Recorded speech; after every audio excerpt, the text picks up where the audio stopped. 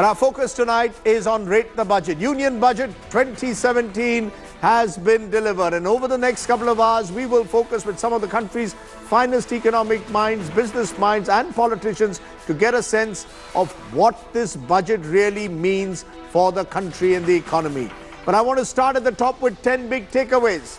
Takeaway number 1, income tax on rupees 2.5 to 5 lakhs has been slashed. That's the first big takeaway. Second takeaway, 10% income tax surcharge on 50 lakhs to 1 crore. Cash transactions above rupees 3 lakhs have been barred. Is this a step towards a less cash economy? Takeaway number 4, the 2,000 rupee cap on cash donations to political parties is the new cap. Earlier it was 20,000. New electoral bonds for donations to political parties. Takeaway number 6, law to confiscate assets of economic offenders who flee the country. Takeaway number 7, 48,000 crore allocation to Manrega, the highest ever. Takeaway number 8, rupees 1.87 crores rural sector allocation hike 24%. Takeaway number 9, corporate tax on firms with turnover up to rupees 50 crores cut from 30% to 25% to benefit micro and small industries. And importantly, the Foreign Investment Promotion Board will be abolished. These are just some of the various takeaways that we have. Joining me across this table are Ashok Lahiri, former Chief Economic Advisor, Nitin Desai, Senior Economist, Avik Saha from the Swaraj Abhiyan, who's also going to give us a view of the farmers and what their concerns are. I'm also joined by Bipin Preet Singh, founder and CEO of MobiKwik, to get a sense of what this means for the digital economy. Subhashish Gangopadhyay, who's been an economic advisor when the finance minister was Mr. Chidambaram, will also be with us. But I also want to go first to my first guest, Jayant Sinha, former MOS Finance Minister now of State for Civil Aviation in the government, joining me. Mr. Sinha, thank you very much. You're smiling. Do you believe the country has reason to smile? I've given 10 big takeaways, and in a moment I'm going to give you what I believe are the 5 strengths and 5 weaknesses. But why do you believe the country has reason to smile, sir?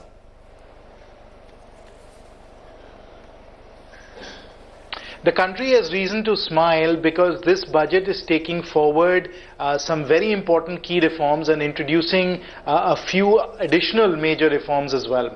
And what you see over the last few budgets, the President's address, all of the policy moves that we've been making over the last 3 or 4 years is that we are in fact rebuilding the Indian economy for sustainable, fast growth.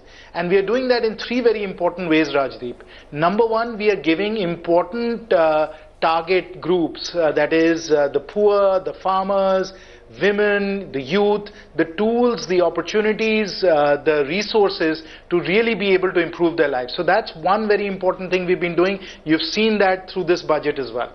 Number 2, we have been really putting in place an advanced 21st century infrastructure through railways, roads, airports and in the rural sector as well. And third, what we are also doing is we are bringing down cash to GDP, the black economy, all of the old way of doing things in the economy, and building up the new way of doing things, which is leading to higher tax to GDP, more digital payments, and an ability for the state to really be able to supply the citizens the services that they need. So what you see through all of the actions that we are undertaking and brilliantly executed in this budget as well is really rebuilding the Indian economy for this type of fast growth. Okay, lots of guests are going to be joining me, Mr. Sinha. I'm going to come to you for sharp, short, 30-second answers to what I am calling, Mr. Sinha, the 5 burning questions. Question number 1, was this a zero-risk, 100% safe budget? It lacked imagination, or it lacked the great big idea. How will you respond to those who will say this in tomorrow's editorial pages? This was a zero-risk, 100% safe budget, lacked a big idea.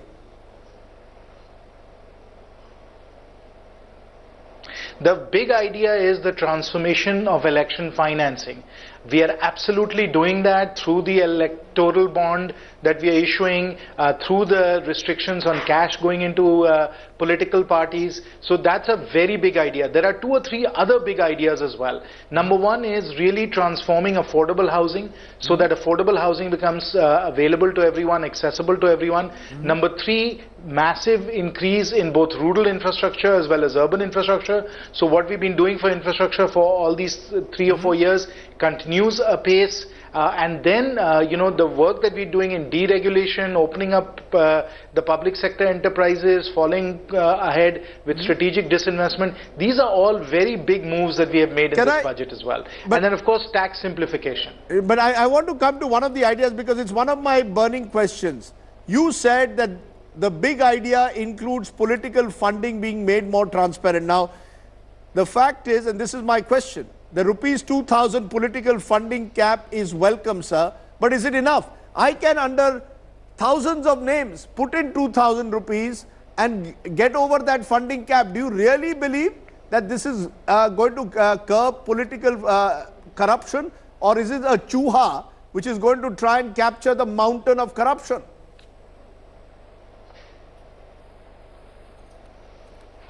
I think it's going to make a big difference, and it's particularly going to make a difference for parties like ours that believe in transparent financing, that believe in doing things the right way and compressing the black economy. Now, if you have a political party that is determined to do things that are a violation of both law and ethics, then of course we will have to see how we can best constrain that. But this is a very important step forward, and I think it provides a pathway for parties to really do election financing in a transparent and in an honest manner.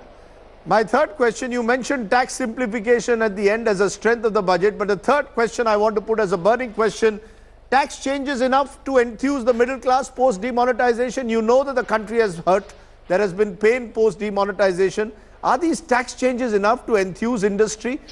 Yes, SMEs have got benefits, but big industry, some would question, put a question mark on that. And the middle class, the lower middle class gets tax breaks, but not the upper middle class. And there is little being done to stimulate demand. You've made no changes in indirect taxes. Where is the demand going to be stimulated to kickstart growth and investment? Now, there's a massive boost to both rural consumption and urban consumption through this budget.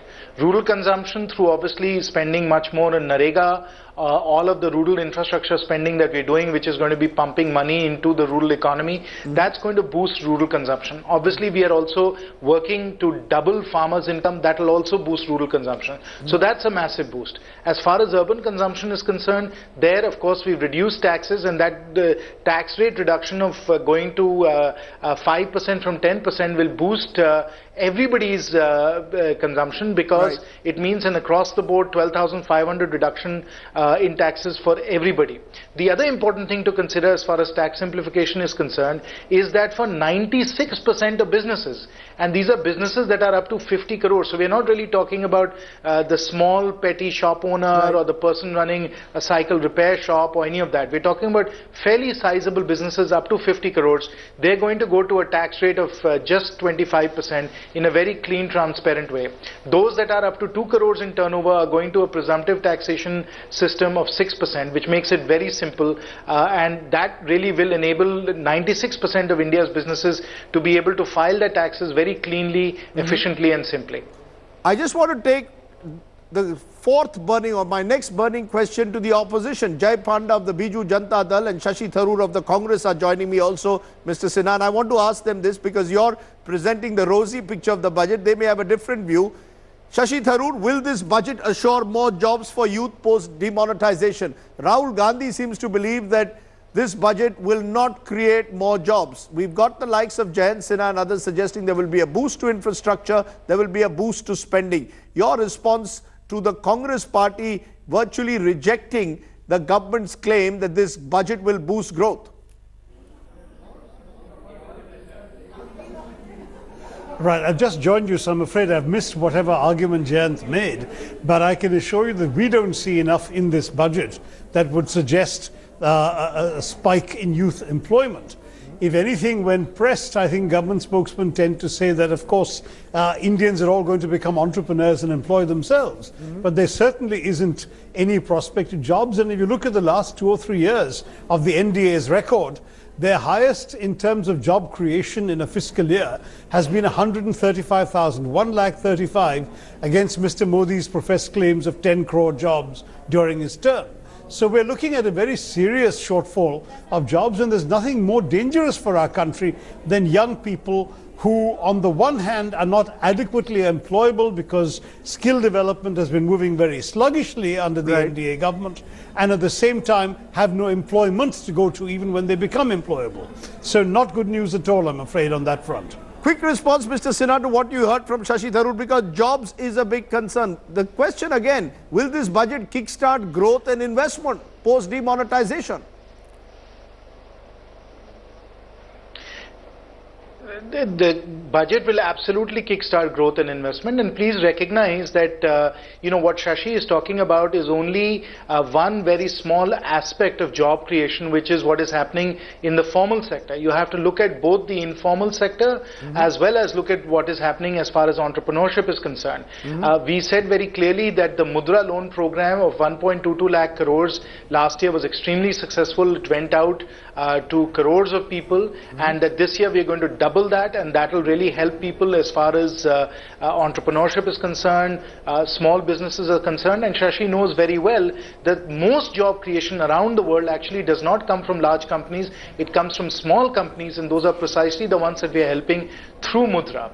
In addition to that, as I was saying earlier, one of the very important ways in which we are trying to drive the rural economy is by enabling job creation in the rural sector in areas such as agro-processing, dairying, which is getting 8,000 crores of funding in this budget, through horticulture, through a variety of other mechanisms where people in the rural areas can find those jobs as well. So whether you look at it in terms of the informal sector or whether you look at entrepreneurship, those are very large and vast numbers when it comes to job creation.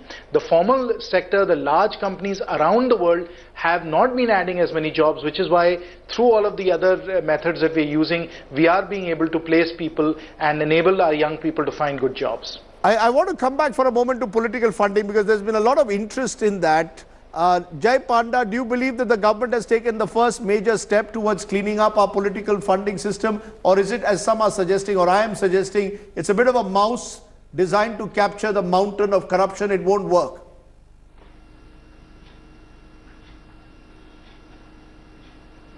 Rajdeep, you may be aware that this has been a passion of mine, and for many years I have been writing about cleaning up political funding to the Election Commission, to the Law Commission, and I've also been writing many op-eds and on giving TV interviews. So this reduction of the anonymous donations cap from 20,000 rupees to 2,000 rupees was specifically put out by the Election Commission only a few weeks ago, and I think it's a very good step. It will not totally eliminate black money because there's still that anonymous cap of 2,000 rupees, but it will go a long way. It will make it much harder because parties will have to claim 10 times more donors for the same amount of money. Also, the electoral bond may be, and it's an interesting thing, I have to study it further, but it could lead to a situation where tax-paid legitimate money comes into the political system rather than illicit money. But I would say the following, these two are historic steps, because for years, maybe for decades, we've been talking about this fundamental cleansing of the system, and this is the first time any major step has been taken. It will not be enough. More will need to be done in the future. State funding will have to be considered, and state funding ought to be prioritized in a way that it incentivizes small, legitimate tax-paid donors and not put it on the same playing field as corporate donors. So that level playing field needs to come in, more has to be done, but this is a huge start. I'm going to ask all three of you, therefore, in conclusion, starting with you, Shashi Tharoor, to rate the budget. That's what we are calling the program. On a scale of 10, how much are you giving this budget? Now, don't be a congressman and churlishly say 1 or 0 on 10, but tell me honestly, what would you rate this budget as? No, I'm not going to rate the budget, Rajdeep, because the budget is all about intentions, slogans, promises. What I'm concerned about is implementation. When this budget speaks about 4.1% agricultural growth, when the NDA has presided over 1.3% for each of the last 3 years, I wonder where is the gap between their rhetoric, their numbers and reality. When the numbers don't add up, when you've seen some real fundamental questions about the credibility of the assurances and promises made, then to be honest, rating means no sense. You can rate good intentions, we'll give them high marks for good intentions. I have some real doubts about their actual accomplishment on the ground. Even the fiscal deficit, for God's sake, it was supposed to be 3%, they were going to be held to that. They've admitted to 3.2%, and Mr. Jaitley's already given himself further wriggle room by talking about some committee's recommendation for an extra 0.5. At a time when the entire world is looking at our economy in the wake of demonetization, that could send a very alarming signal and a negative signal to foreign investors. Jayant did say something unchallenged about small companies creating jobs. The fact is, small companies are the ones that have been terribly affected by demonetization.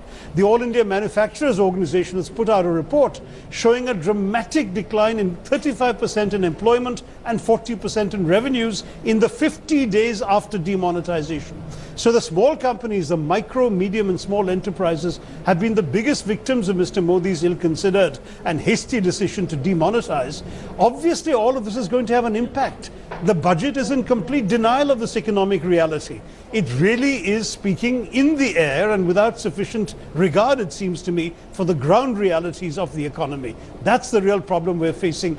Therefore, rating the budget is a meaningless exercise. It's what actually happens on the ground that matters. Okay, respond to that, Jayant Sinha, the difference between intention and implementation, and importantly, this budget is not seen to safeguard small and micro industries to the extent it should have from the risks of demonetization. Given that, how do you rate the budget? Those are among the negatives that are coming up. Fiscal prudence may not help in inflicting the demonetization inflicted slowdown. No measures to boost demand like cuts in indirect taxes, no big measure to create jobs, no measure to widen income tax net, no word on demonetization yields. These are seen as 5 of the big weaknesses of the budget.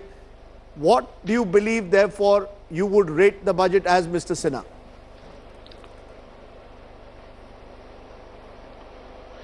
The budget definitely deserves an 8 or a 9. Shashi is absolutely wrong. Our implementation record has been absolutely outstanding. And it's not, the BJP saying that or the government saying it. It's agencies around the world. It's objective observers. It's every day in the newspapers when you read what foreign investors or people around the world are saying about our economic track record. We've also pulled off demonetization in a very flawless way. And in fact, the long-term benefits of demonetization are really starting to appear now. For example, with tax collection growing up by 34%. So in that sense, our implementation record has been outstanding. The budget has really delivered, as have our previous budgets. They all belong in the 8 or 9 out of 10 category.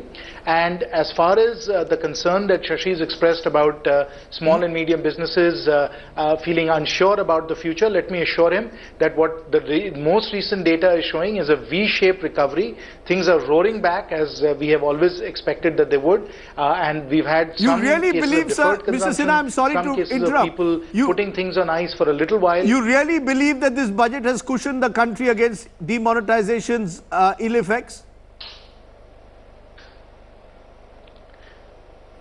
Brilliantly so, Rajdeep, because as I said earlier, whether you look at rural consumption or urban consumption, both of those have got a tremendous boost. And as this consumption picks up, as people start to spend again, the transient effects of demonetization will vanish quickly. And instead, what we are going to get are the very substantial, very massive impacts of demonetization in the long run kicking in, lower interest rates, higher tax collection, an economy that is cleansed of the corruption and the black money that we have seen in the past. All of those positive, very strong structural things will start to really play and get into action here. Okay, so we've had 2 very different views from the BJP and Congress. Presumably, Jai Panda, at the end, you would give me a middle ground. What's the biggest strength of this budget? What to you is the biggest weakness? A quick response. You're the man in the middle. Any budget will have good things in it and some disappointments. I've already told you that I'm very happy.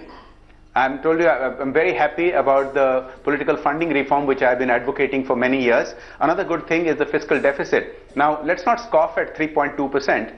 3% would have been good, but let's remember that they inherited a 3.9% deficit and they brought it progressively down to 3.5% and going to 3.2%. The trajectory is very clear. And the reason this is very important is when a country rating comes out, sovereign rating by Moody's or Standard & Poor, the single biggest factor they look at is the fiscal deficit. So I think this is very good, and considering that the electoral pressures that they have, I think this was a very good development.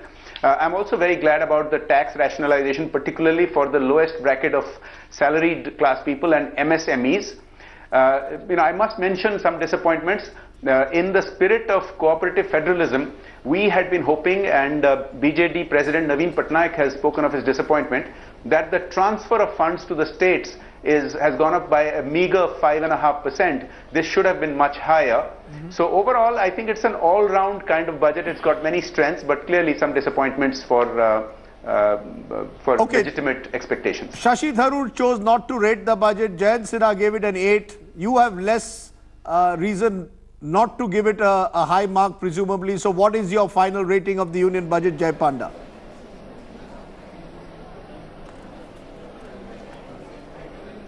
Well, considering that it has implemented the political funding reform, which has been my passion all throughout for so many years, if it were only on that, I would have given this a 9 out of 10. But considering the other aspects, I'll probably give it a 7 or a 7.5. Okay, you're being a little conservative in that sense, but clearly this is a budget which has divided the opposition and the government. That's unexceptional. That all happens with every budget. Jayant Sinha, Shashi Tharoor, Jay Panda, appreciate having 3 clear voices, giving 3 different perspectives at the start of our Rate the Budget. I'm going to come back to the studio when I take a break, because I'm going to ask you, gentlemen, I have 5 strengths and 5 weaknesses of the budget. I want each of you to tell me what you think is the biggest strength and the biggest weakness of Arun Jaitley's 4th budget. We are rating the budget here on India Today TV. Back in a moment with plenty more. Welcome back to our special coverage of Union Budget 2017, where we are asking our experts to rate the budget. Before we go ahead, I just want to put up 5 strengths and 5 weaknesses of Arun Jaitley's 4th budget. These are, of course, my own reading. You don't necessarily have to agree with them.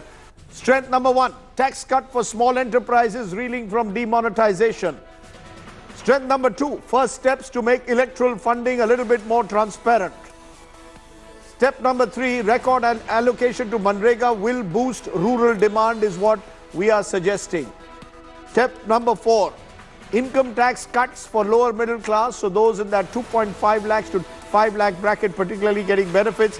And importantly, steps to check big cash transactions. Remember, no more than 3 lakh worth of transactions per day in cash. The weaknesses: fiscal prudence may not help in ending the demonetization inflicted slowdown. No measures to boost demand like cuts in indirect taxes. No real big measure to create jobs. No measure to widen the income tax net. And no word on demonetization yields. So those are some of the weaknesses, as I said. No big measure to create jobs. No measure to widen the tax net. No word on demonetization yields. Ravi Shankar Prasad is joining me at the moment, also from the government. They're coming in thick and fast. I'm also joined by Siddharth Birla, senior industrialist. But Ravi Shankar Prasad, you saw my 5 strengths and 5 weaknesses. You tell me, what do you believe is the biggest strength? And dare you say, tell me even one weakness of this budget.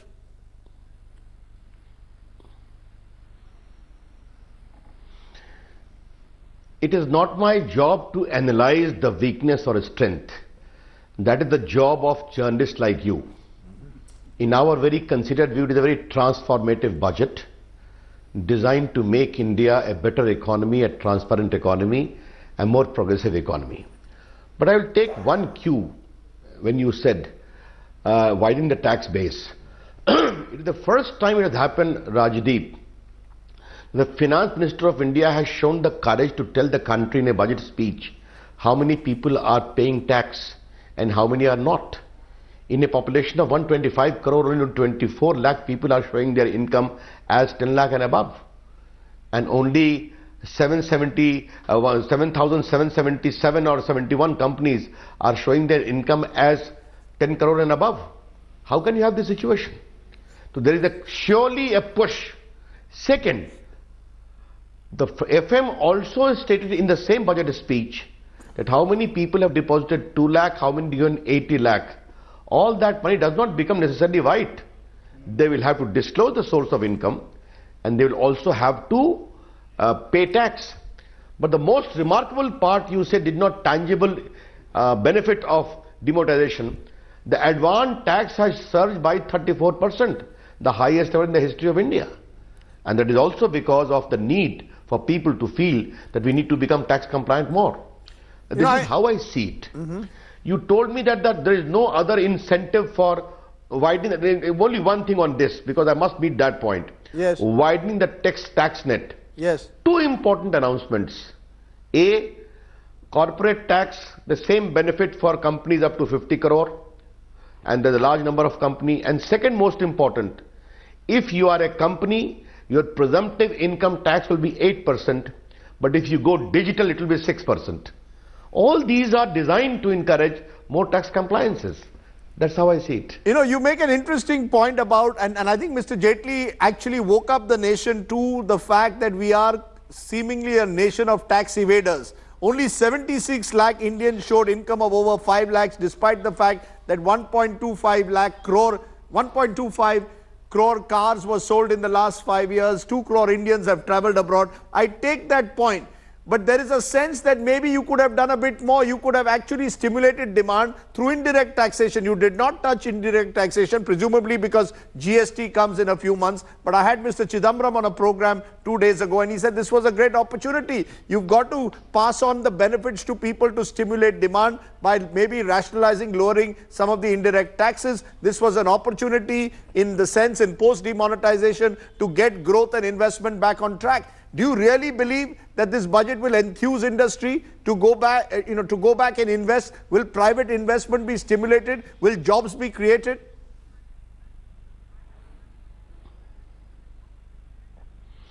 You have asked many questions. Give me some time.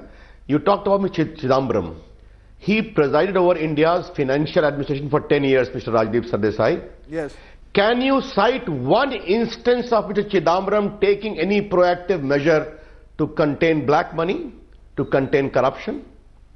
He only came with banking transaction tax once in the first UPA, and he withdrew it in 15 days' time.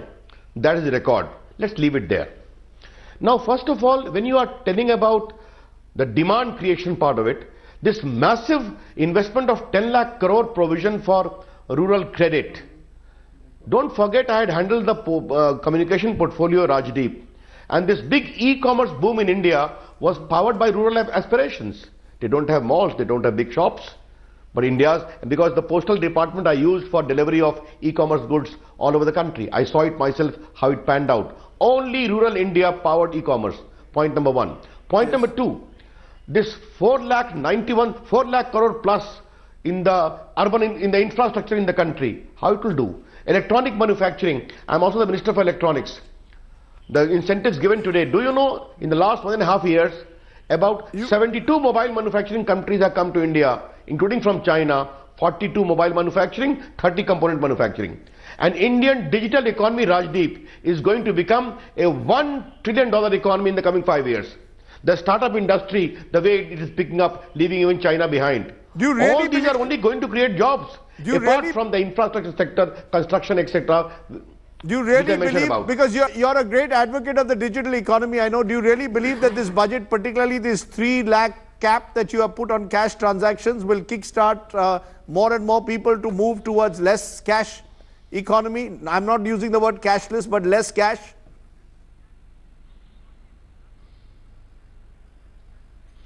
I can only tell you, if 1 crore 25 lakh people have adopted BHIM, I observe this cashless, less cash payment, digital payment almost on a weekly basis myself, because IT department monitors it. And Rajdeep, just for the sake of the viewers of India Today, let me give one instance. We talked of Jam Trinity. 26 crore Jandhan account, 11 crore Aadhaar, 108 crore mobile phone. We linked up with Aadhaar about 40 crore bank account total and started giving subsidy to the poor people for gas, for ration, Manrega payment directly. Do you know? We have saved 36,000 crores which used to be pilfered by fictitious claimants and middlemen. That's how digital economy works. And I know once the people get tuned to it, after all, how we could add a mobile phone in India equal to the population of France and Italy in the last 2.5 years. Therefore, let us trust the tech-savvy temperament of Indian people. As I always say, Rajdeep, just a minute, they first observe technology, then they adopt it, then they start enjoying it, and then they become empowered. That's how I see this process. And surely Indians would love it. Yes, genuine cash you can always use. Why not? I'm going to ask you one final question.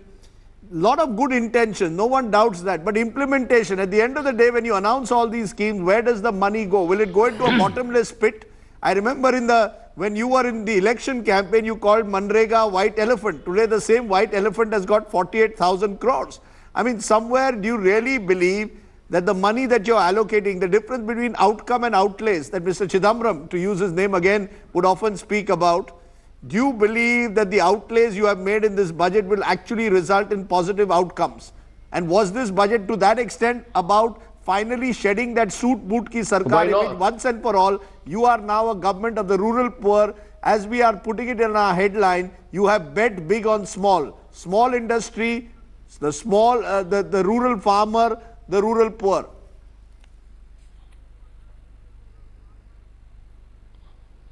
First of all, Rajdeep, let me clarify very clearly. Our government is neither a suit boot ki sarkar nor suitcase ki sarkar.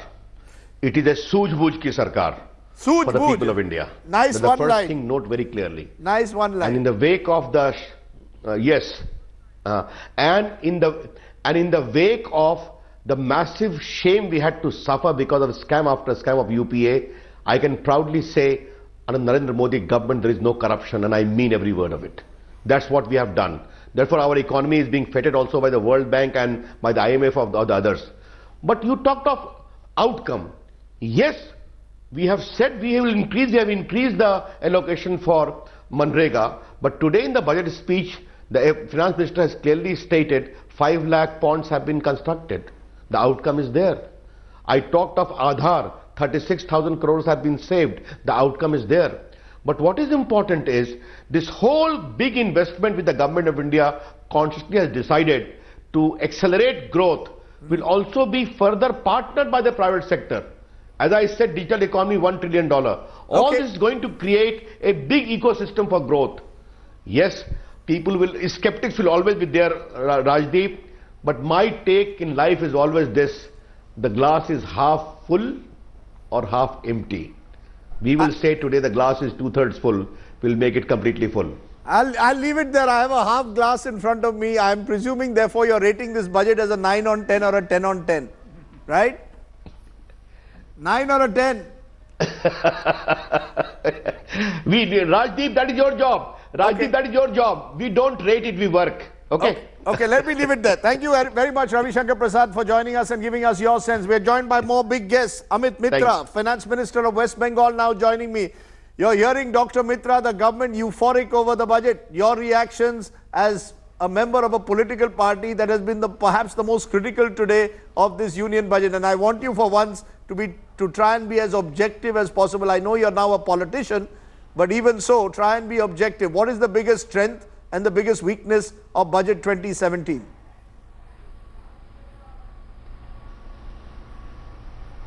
I think first of all, Rajdeep ji, what I would like to submit is, when you do a budget like this, first you take into consideration the ecosystem in which you're placing your budget.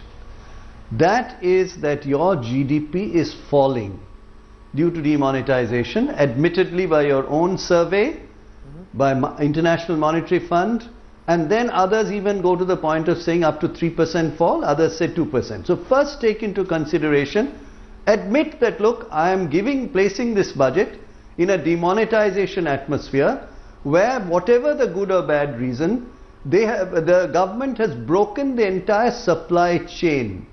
12 lakh power looms are closed in Maharashtra. Now that's a kind of micro level when you're looking at it from 35,000 feet.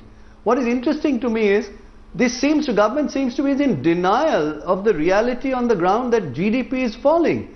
And let me submit to you, as an economist, a student of economics, fourth quarter, most economists think, could be worse than the third quarter because of the time lag it takes to even repair a long-term process which takes at least 6 the 8 months finance minister, to do. sir, let me interrupt you. The finance minister says there will be a not recovery made. in the next fiscal. 2017-18 will see a sharp recovery. You don't subscribe to that? I think first of all he has to admit where he is today. After all, 2 Nobel laureates, 5 other top economists have made their position clear. So he should come out and say, well, this is the process. Now, the second interesting thing is, Mamata Banerjee said in the morning intuitively that this is directionless. What she meant is, this fundamental process is the starting point of the budget. Now, you come to questions of small and medium enterprises. Now you have given some money to small and medium enterprises. I'm showing you how this is a half-baked process. In Bengal, we have a capital incentive program, which is what the small person who has now suffered completely. Many of them are closed 70%. They want to resuscitate. So you give some money, they will not get the loan because they are in terrible shape. You could even connect the capital subsidy to an employment generating index. That would make sense. But here is a bureaucratic process of simply giving some amount of money to the small and medium enterprises, which is in bad shape. What about the unorganized sector, sir? What would you have done? More Let than me 80% Dr. of the Mitra, employment it's is very the unorganized sector. Dr. Mitra, it's very easy to be critical of the government when in opposition. Please tell me the one thing that you would have liked Arun Jaitley to do that he didn't do. I think in the case of small and medium enterprises, I would have suggested, if I were in his place or somebody else who would have advised him, please introduce a capital subsidy to the small and medium enterprises connected to employment generation, and you will get the output that you want. You will repair the whole broken supply chain. So my submission is there. Now number 2, in agriculture. Now you have given 10 lakh crores to the farming sector according to the budget. Are you not aware that 92% of villages of India do not have a bank? I know the CD ratio, the credit deposit ratio is miserable in most of the parts of the country. I know that cooperative banks have been destroyed as an institution in the demonetization, just like RBI. Now what happens when you allocate 10 lakh crores in paper? This does not reach the rural sector, because they don't have the banking facilities available for this to be dispensed, because I deal with it every day. I do the banking meeting every month. So my submission is, there I would have said, you want to give something, you must give something to the rural sector, understand their problem. Where is it they've been hit by demonetization? Introduce it with that matrix. Here it is simply an allocation of 10 lakh crores without understanding the ground level, which I've explained to you. So here are 2 examples, and then there are more. What has the budget done to the corporate sector? I heard a senior corporate person saying, old wine in new bottle. Another person, I heard him saying on the television, had the courage to say that no, we have not got anything much from it. So I am talking about the unorganized, the small and medium, and the large. In that value chain, one would have wanted to see a consistent pattern of a future path of development, building up from the demonetization hit in the economy, which you admit and say, fine, we tried it, didn't work, this is what I'm going to do. So you believe... And this is the methodology. I don't see that, and this is where Mamata Banerjee said... You believe the government is in denial on demonetization? She said that it's kind of... You believe the government is in denial on demonetization? Absolutely. You believe How many times did you hear the demonetization word? Okay, let me bring in Siddharth Birla. Not only in denial, they are in denial of the fundamental crack that they have done to the process of supply chain in the whole process. I've given you an example. My leather goods, completely 7 stages destroyed. 70% of exports of India goes from Bengal. Are you saying this 25%? Are you saying the 5% tax break or the 25 the tax break that has been given to small and micro industries is not enough? Is that what you're saying? That you don't accept our headline that the Prime Minister and the Finance Minister have bet big on small? Micro industry people have said, Rajdeep ji, micro industry is telling me, I've spoken to them in the day. They said we are cracked. Our turnover has come down by 1/5. And you even heard the two-wheelers, big companies. I saw Mr. Munjal officially on the paper saying my sales have fallen by 40-50% right at start. Their components all come from small and medium enterprises. Can I get? Why can't we understand this? Okay, you have to repair that entire supply chain from the vendor to the final output. I think you're making very strong points, and clearly you are an angry middle-aged man, if I may be allowed to say that here today on the show. You're an angry finance minister of an angry government in Bengal. But I want to bring in Mr. Birla. You heard what Amit Mitra says. He says industry in general is seeing this as old wine in new bottle, that there is no attempt made to incentivize industry. There is no, of course, cut in corporate tax. Was that what you were looking for? Has this budget therefore failed to enthuse industry, big industry? Would you... Rajdeep ji, would you allow me to please leave, because yes, I have to thank you very much, Dr. Mitra. Thank you very much. Yes, go ahead, Mr. Birla. Yeah. Thank you. You really put me on the deep end coming after Ravi Shankar ji and Dr. Mitra. I'll give you a slightly different take on this whole thing, just to answer one question. When Dr. Mitra was wanting a very explicit confirmation of the problems of demonetization, I think if you look at the combination of the economic survey and the budget, I think implicitly everything, that is the ecosystem within which this budget has been made and formulated. So I think let's not debate over the niceties, but the fact remains that there is an implicit recognition that there is a problem. I look at it slightly differently. Problems, we can say the problem is caused by demonetization. I look at it that, okay, this is some kind of a negative business cycle. It could have happened because of a flood or, God forbid, an earthquake or some other calamity. We would have had a 6-month negative cycle. It's part of business. Let's face it. That the decision has been taken and we have to face it. I think the key word for 2017 going forward is to build confidence at 3 levels. Consumer confidence, investment and business confidence, particularly with the oncoming GST, where business confidence is going to be very, very important. Sorry to intervene because I'm short on time. Has the budget done that? Whether it is. Sorry to intervene because I'm short on time. Has the budget really increased confidence, yes, investor, business, consumer confidence?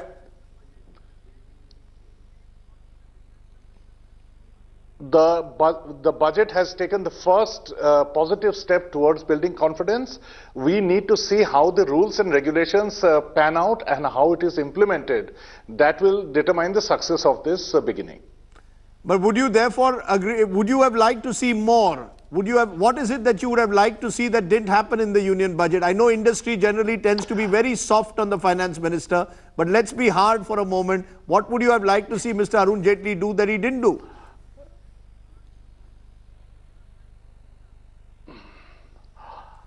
I can't pinpoint what it is as a policy, but as an outcome, I failed. I mean, I'm still floundering to see what is it that will drive domestic or private investment as far as the budget is concerned. So I see very little that is going to revive private investment until the consumer markets and everything. And I think we are now 1 year further away from revival of private investment than we were 6 months ago. There is a warning signal there. We are 1 year further away from a revival of private investment than we were 6 months ago. I think that's a big statement to make, Mr. Birla, and that is a warning signal. That's the darker side, some would say, of demonetization. And to that extent, maybe our political ruling class lives in denial. But I appreciate your joining us. My guests in the studio have been just watching and listening. I'm going to come to you in a moment. I apologize for not having come to you all earlier. We've been having all these political guests giving their viewpoints. We've listened to them. We'll get the experts who are hopefully a little bit more objective than our politicians tend to be. But as we head into our break, let's listen in to the finance minister. We have had finance ministers who like to become poets when they do the budget. We had Chidambaram, who would quote the legendary Tamil poet Thiruvalluvar, and we would have Manmohan Singh, who would often quote from Ghalib. Let's listen in to Finance Minister Jaitley giving his shairi and then come back with more on Rate the Budget. नई दुनिया है, नया दौर है, नई है उमंग।